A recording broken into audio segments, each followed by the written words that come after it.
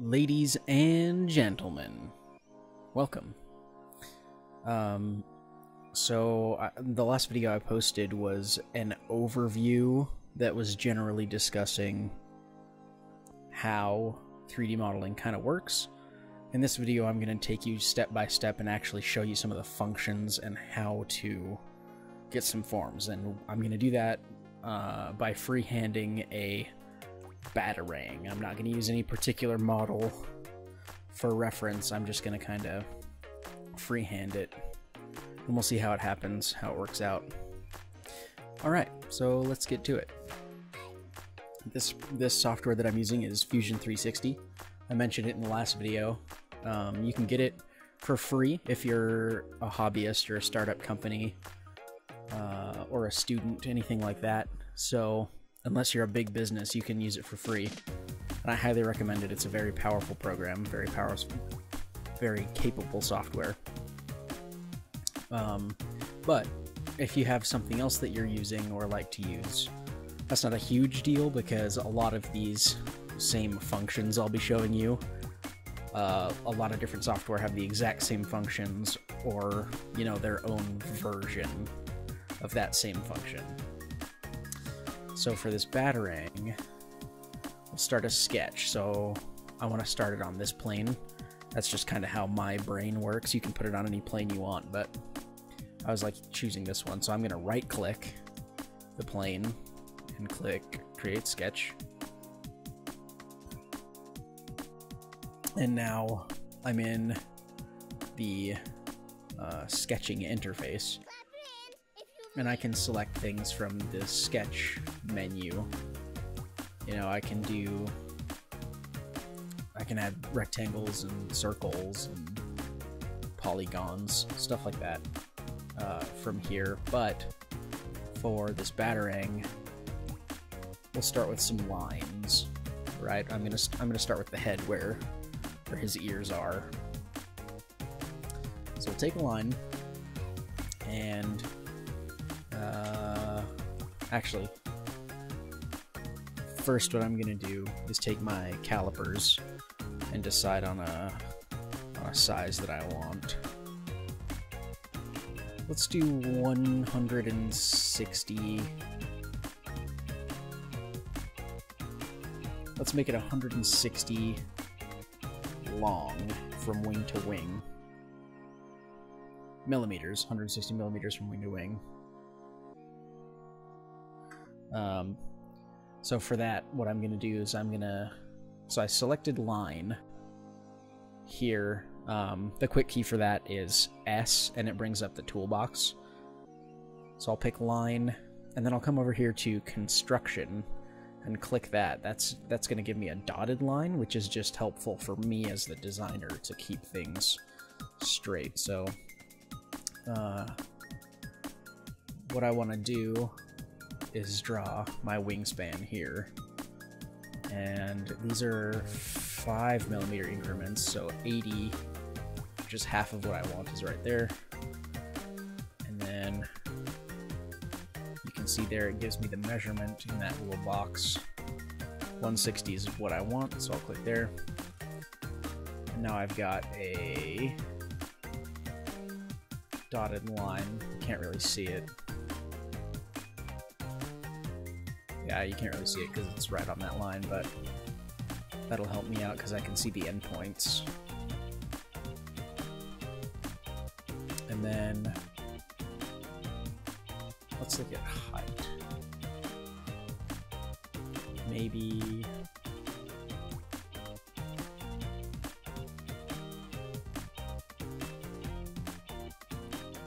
something like that. Anyway, that's not concrete. I can change my mind later. All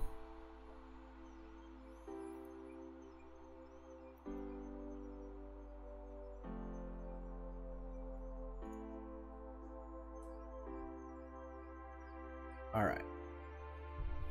So I'm going to deselect construction here, so I get solid lines.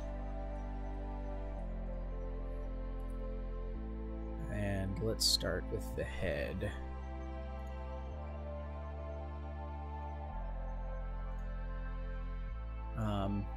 And the lines will, every time you click, it'll just start you on a new segment. So if you have a series of lines, you know, I can just go crazy, right, until I get what I want.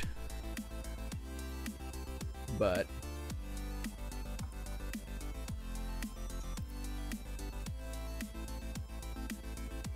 we'll do pointy bat ears.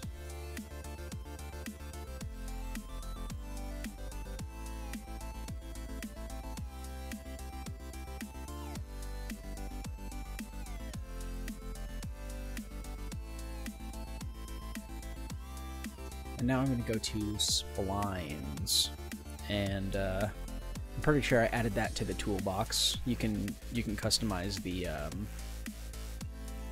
like the shortcuts in the toolbox, but if that wasn't there, I could just type it in the search, Spline, and there it is. And what a spline is it gives you curves, and without getting too technical, when you draw a spline, you have two points, and you see these green dots here. And if you remember from your geometry classes, those are essentially vectors that give you the curvature, so you can change the direction and the magnitude of those vectors to get curves.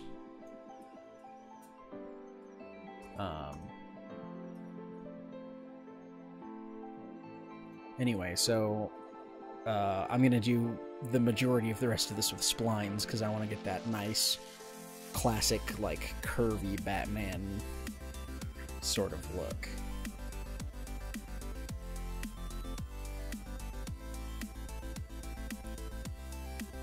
So we'll do a wing like...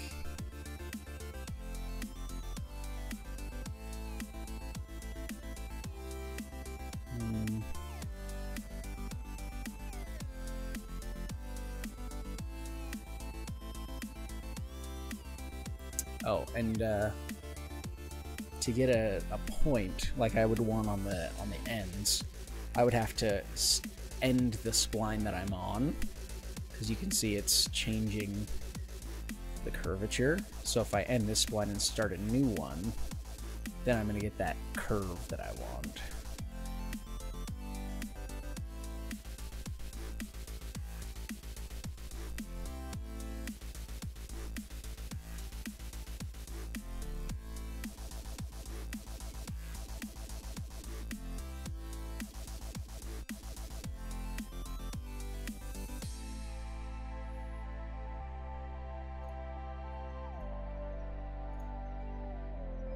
And I'm just kind of freehanding this right now. I can go back and tweak it in a minute.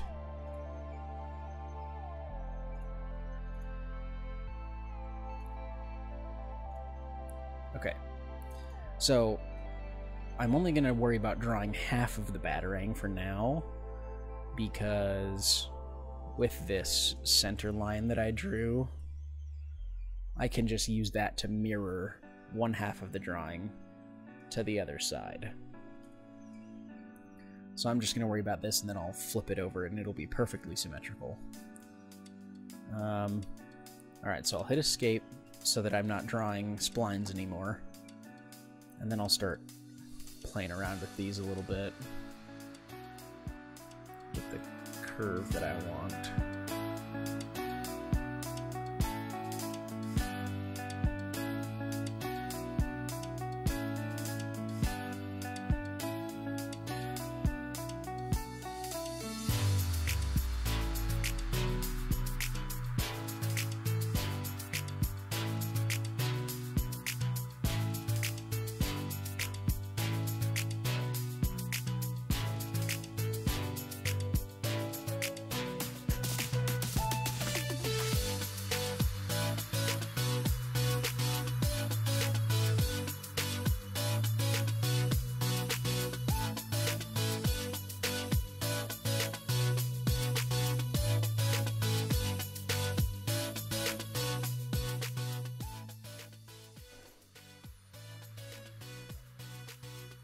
Yeah, I like that.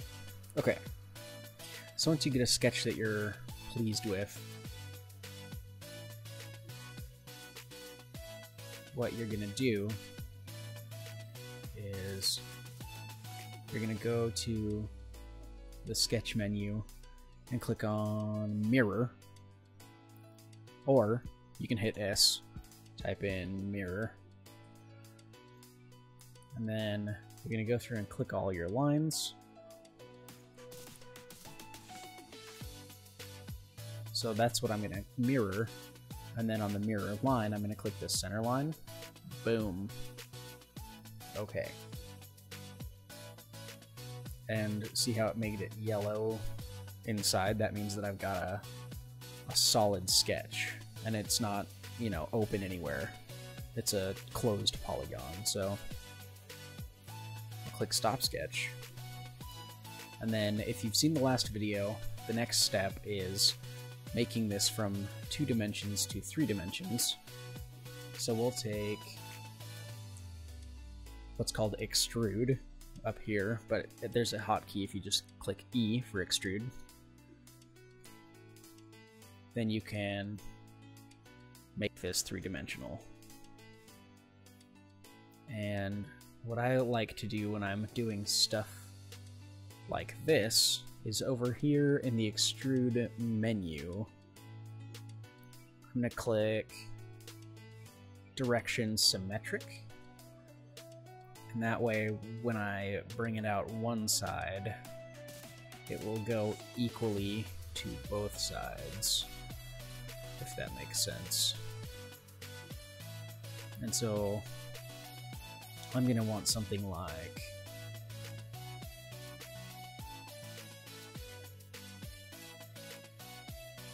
uh, 2 millimeters, but that's just to one side, so it would be 4 total. And 2 millimeters.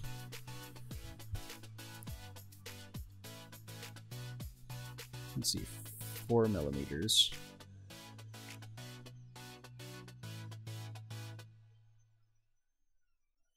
Four is actually pretty good.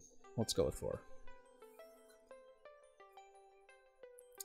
And, you know, we're kind of getting there, but this looks like a Batarang cookie cutter, or cookie rather, so we need to give it some sharp pointy edges so that it would look like it would stick into things. So that's a function that's called oh, it's in modify, Chamfer. And what that does is it takes an edge, I'll show you, it takes an edge, and if you click and drag this arrow, see, it takes it in, kind of like you sanded it.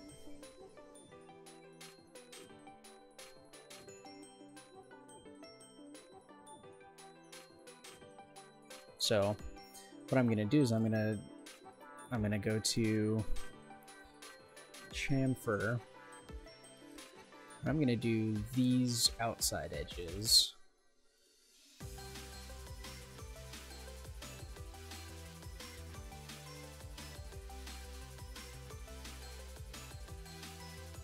Let's do 2 millimeters.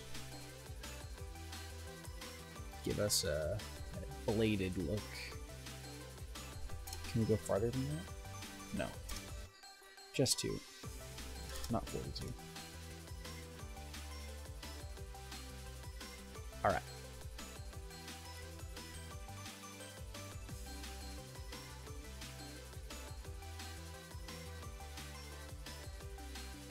Alright. Let's make these curved also. Or chamfered also.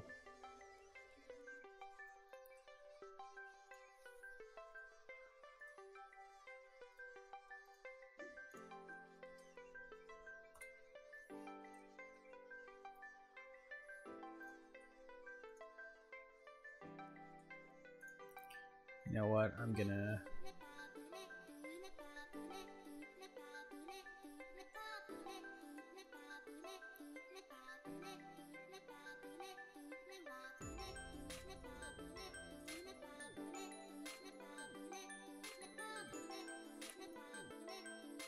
Alright.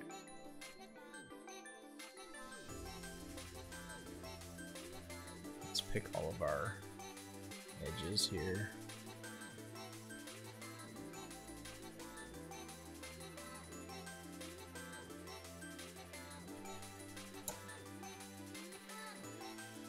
Alright. Now we've got a ninja weapon. Do I like the top square?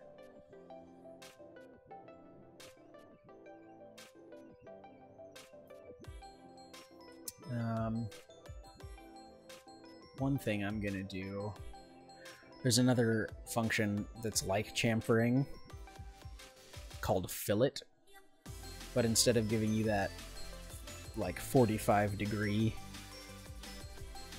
angle on the edge, it'll curve it. That's a chamfer. And rather a fillet, sorry. A fillet is curved. And the hotkey for that is F, but you can also find it on the menu up here by chamfer, yep, fillet. But I want to fillet these.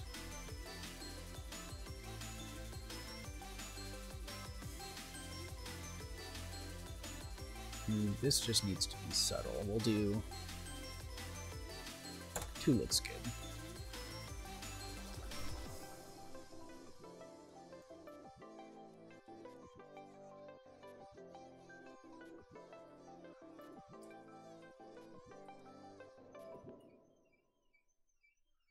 Alright, and then we'll go ahead and chamfer these also.